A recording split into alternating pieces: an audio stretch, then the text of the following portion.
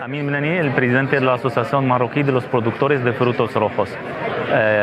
Estamos asistiendo a un evento en Agadir sobre los frutos rojos marroquí. Los frutos rojos marroquí son más o menos 14.000 hectáreas y la organización de eventos como esto habla de la situación actual, de la evolución del mercado y también de las nuevas tecnologías y técnicas que se ha desarrollado y que la gente aquí le gusta saber para mejorar su nivel técnico y producir mejor, a mejor calidad, mejor calibre, con uso mínimo de agua y gestión de todo lo que es fertilizante y biopesticidas.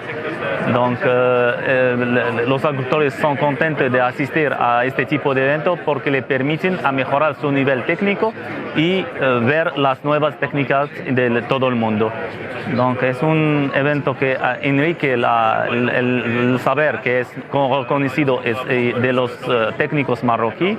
Es un evento importante para el sector de los frutos rojos aquí en Marruecos que revuelven cada año a la misma fecha.